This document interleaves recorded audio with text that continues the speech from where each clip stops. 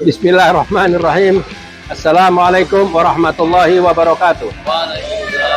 Kami di sini mewakili Gerakan Nasional Pembela Rakyat yaitu GNPR mengajak pada seluruh masyarakat yang berada di Jabodetabek, marilah kita secara bersama-sama pada tanggal 12 September pada hari Senin jam 12.30 kita berada di titik kumpul yaitu di depan Istana Negara untuk menyampaikan aspirasi secara konstitusi, menyuarakan penderitaan rakyat tentang kenaikan harga BBM, turunkan harga BBM, turunkan harga bahan-bahan pokok, dan supremasi hukum harus ditegakkan. Maju terus atau pemimpin kita mundur kalau tidak sanggup. Terima kasih. Wassalamualaikum warahmatullahi wabarakatuh. Waalaikumsalam.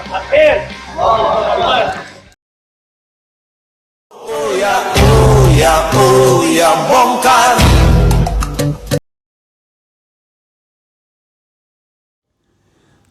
Assalamualaikum warahmatullahi wabarakatuh.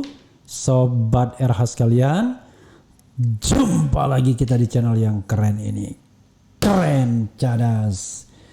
Kali ini kita akan membahas soal yang terkait dengan informasi yang keliru yang disampaikan sebelumnya, soal personil yang dipatsuskan di tempat khususkan di Makobrimob kalau tidak salah ya. Dan ini ada dari Irjen Dedi Prasetyo, Kadif Humas Polri, yang mengatakan bahwa sebelumnya informasinya keliru kalau mereka semua sudah dibebaskan. Yang benar adalah ada yang sudah dibebaskan, ada yang masih ditahan atau dipatsuskan tersebut. Termasuk mereka yang disebut terlibat dalam KM50 itu masih dipatsuskan ya. Tetapi tentu dalam konteks ini pempatsusannya itu terkait dengan kasus Sambo ya. Tetapi orang-orang itu disebut dulu pada tahun 2020 terkait kasus KM50. Oke, sobat sekalian, coba kita lihat ya. Kita bacakan karena penting bagi kita, jangan sampai tiba-tiba gak jelas prosesnya, hilang begitu saja ya. Sejauh ini beberapa sudah dipecat, terakhir adalah Jerry Raymond Siagian ya, Wakil Direktur Reserse dan Kriminal Umum Polda Metro Jaya, karena dianggap termasuk terlibat juga dalam obstruction of justice ya, berusaha mempengaruhi LPSK agar memberikan perlindungan kepada Putri Chandrawati sebagai korban pelecehan atau korban rencana pembunuhan gitu ya. Oke, kita bacakan ya. Oke, ini ya. Polri ralat sejumlah anggotanya yang telah bebas dari patsus kasus Brigadir J. Begini penjelasan Kadif Humas. Jakarta poskota.co.id, Polri sempat menyebut bahwa seluruh anggota Polri yang ditempatkan khusus lantaran terlibat dalam kasus pembunuhan berencana Brigadir Nofriansah Yosua Huta Barat alias Brigadir J. Namun Polri meralat pernyataan tersebut.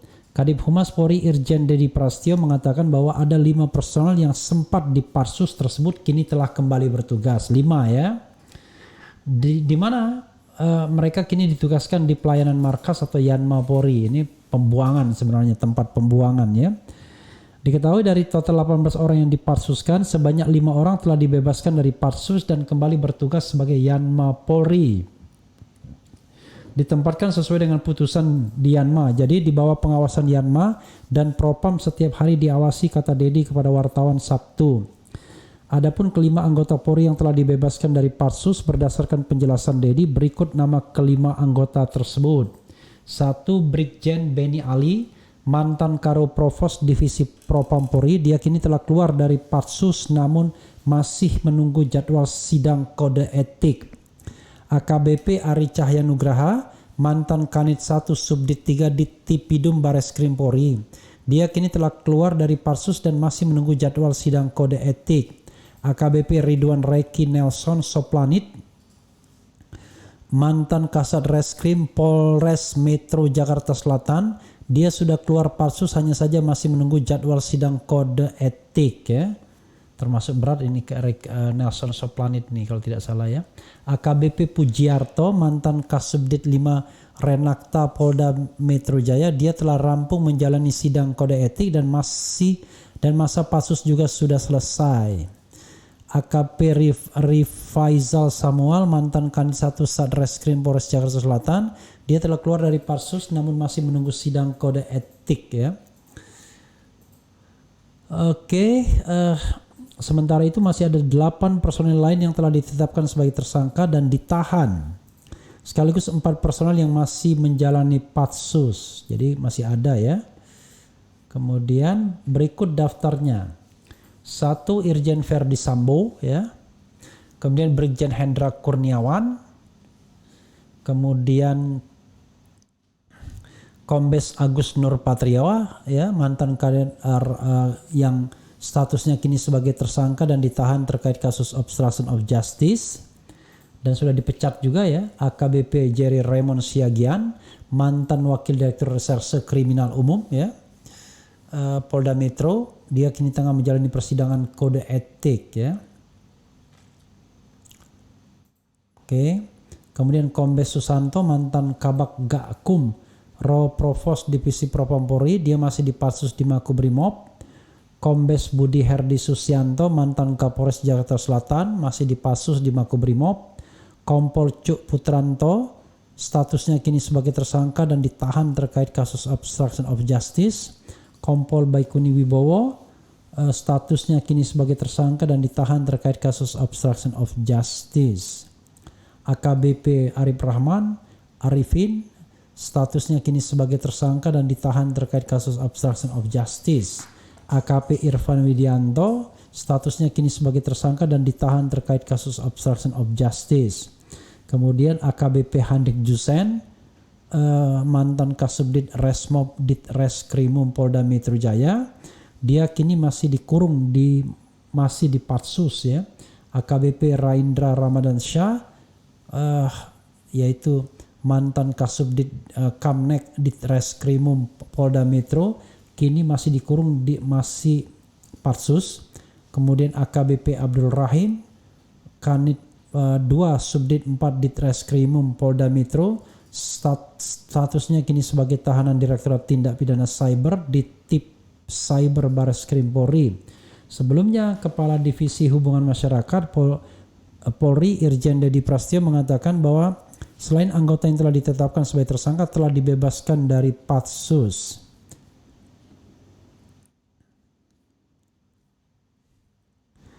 Yang dipatsus kalau nggak salah sudah selesai semuanya kecuali yang tersangka tindak pidana. Secara pidananya kan ditahan, ujar Dedi kepada wartawan. Namun sejumlah anggota Polri yang telah dibebaskan dari patsus Polri itu tetap dimutasi menjadi Yanma Polri. Ditempatkan sesuai dengan putusan di Yanma, jadi di bawah pengawasan Yanma dan Propam setiap hari diawasi, kata Dedi. Ya, sahabat era sekalian, tentu masyarakat menghendaki agar polisi-polisi yang bermasalah itu diberhentikan semua. Karena kita tahu bahwa polisi itu harus standar moral dan etiknya tinggi ya.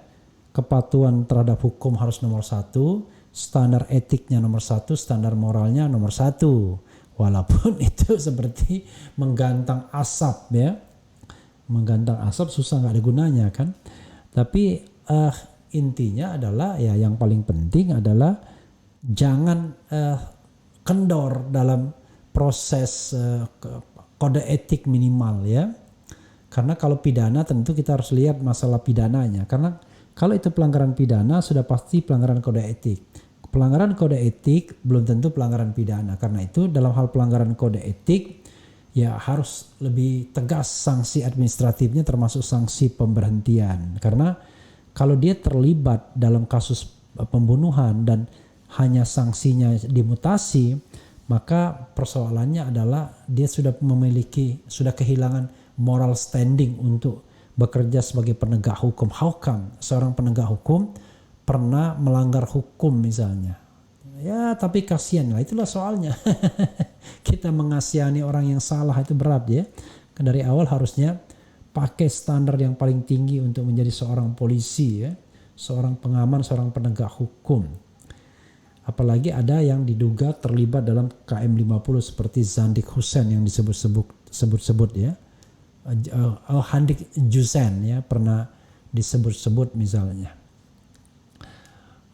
Kita berharap sobat era sekalian ya, mereka tetap diproses sebaik-baiknya dan tidak terkesan misalnya hanya lingkaran yang tertentu saja yang dipecat kemudian dijadikan tersangka, sementara lingkaran-lingkaran lain ya terkesan misalnya dimaafkan atau sanksinya lembek dan lain sebagainya. Nah, kita ingin sanksi yang maksimal terhadap mereka-mereka yang terlibat dalam kasus Sambo ini, terutama mereka yang sudah dipatsuskan belasan orang itu, karena penting bagi kita mendapatkan kepercayaan dari Polri bahwa Polri akan menjaga integritasnya dan kemudian tetap memberikan standar, menerapkan standar tinggi moral dan etik bagi penegak hukum.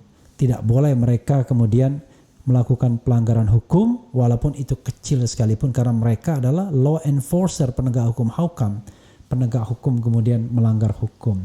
Tapi ya memang standar tinggi ini tidak gampang ya.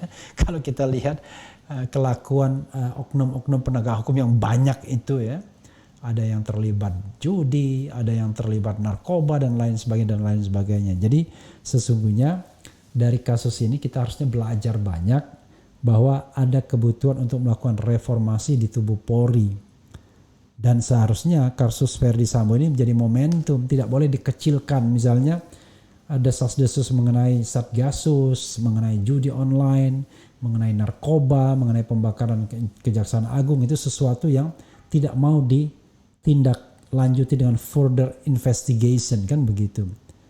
Seolah-olah dikecilkan dan dilokalisir menjadi soal-soal domestik, yaitu ketika Sambo marah karena istrinya dilecehkan. Sahabat sekalian, itu saja ya. Sekali lagi mudah-mudahan proses berjalan baik dan kita bisa mengandalkan proses yang berjalan baik tersebut untuk melihat bahwa Polri ke depan akan jauh lebih baik. Pesimis? Iya, tetapi kita harus berharap terus-menerus bahwa ada a political will dari kekuasaan untuk membenahi institusi penegakan hukum, tidak hanya polisi tapi juga kejaksaan sesungguhnya. Jadi jangan biarkan Kapolri kemudian Jaksa Agung mendapatkan reward pasca tidak lagi menjabat ya, seandainya belum bisa membersihkan lingkungan internal baik kepolisian maupun Kejaksaan Agung. Itu saja sobat era sekalian, dengarkan lagu Ayo Mudik. Wassalamualaikum warahmatullahi wabarakatuh. Ciao.